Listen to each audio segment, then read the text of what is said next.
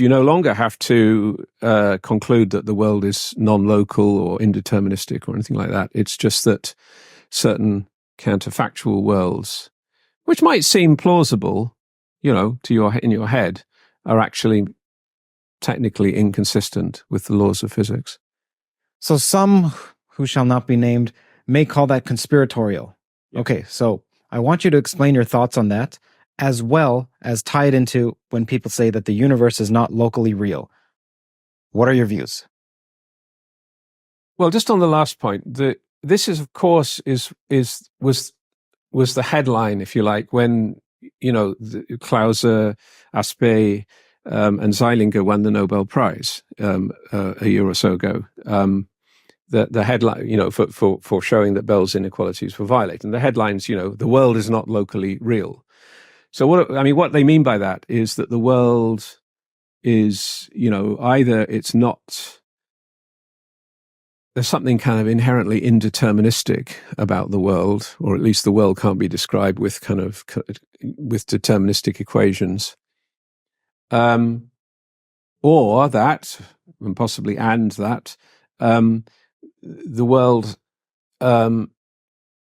is non-local. So what does that mean? The world being non-local means that the result of an experiment, which I might do here in my lab, not that we're in a lab, but if we were in a lab, the result that I get, if the world is non-local, the result that I get can depend on whether a colleague of mine, who could be on the other side of the world, or in principle on the other side of the galaxy, or indeed on the other side of the universe, how he set up his measurement. Mm-hmm. So the setup of a measurement, a gazillion miles away, can affect the outcome of an experiment here. That's what non-locality means. Now, back in the 30s, Einstein, Podolsky, and Rosen, they wrote this famous paper in 35 on, introducing this concept of entanglement and so on. And they just said, well, that's manifest nonsense. The world could never be like that. That's just crazy.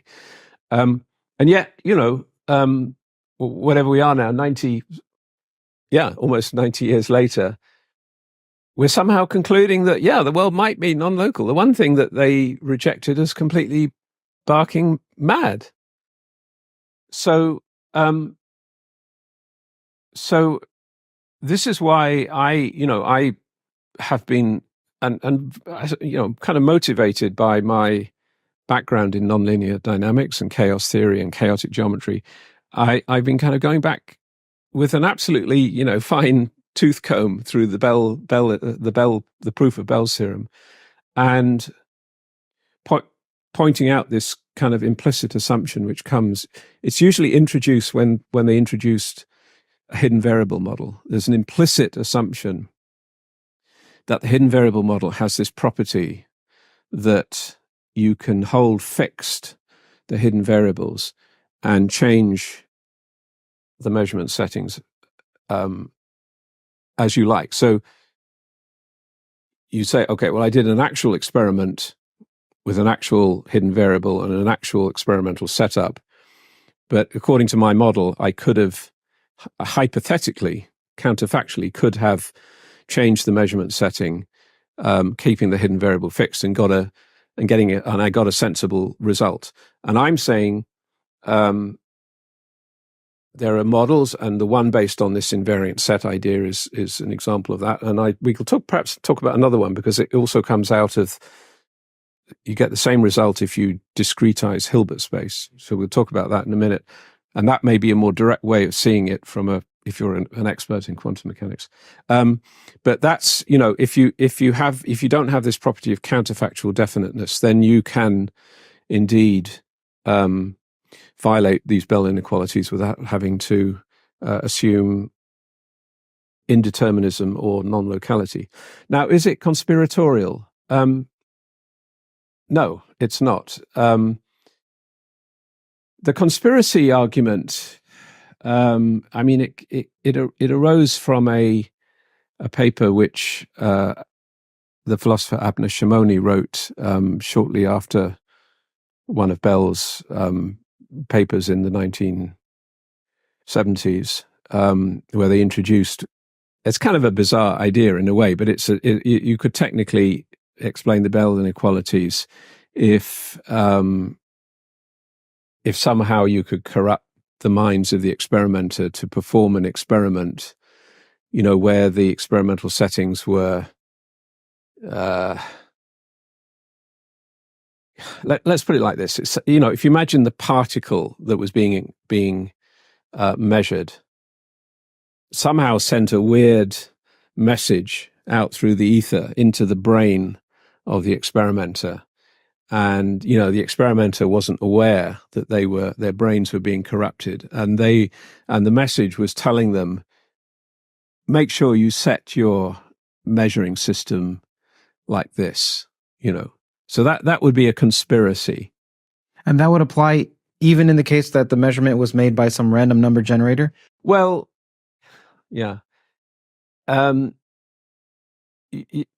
right. So the reason Bell didn't run with that was precisely because, sort of what you say, it invokes things you don't really want to get into, like how does the brain work, and what do we mean by free will, and all sorts of sort of quite metaphysical stuff. So he, in his paper, which was the response to the Shimoni paper, he said, look, let's forget about humans because it's just complicated and it's kind of messy, and just say, let's imagine that the measurement setting is determined by a pseudo-random number generator, which spits out either the number, like say 0 or 1. So 0, you set your measuring system one way, and 1, you set it in a different way. And this pseudo-random number generator is such that you feed in a kind of an input number, and what it does is it picks up on the millionth digit of the input number. So, you could imagine a computer doing a calculation of solving a quadratic equation or something where the number was definitely an irrational number, and eventually it would come to that millionth digit, and depending on whether that millionth digit was odd or even, then the output variable would be 0 or 1. Okay, so that's fine. So then Bell said the crucial issue is that millionth digit important for any other purpose than setting the output of the pseudo-random number generator, and hence setting the measuring apparatus? Does that millionth digit serve any other purpose in the world? Okay. Now he said, my intuition is that it doesn't serve any other purpose.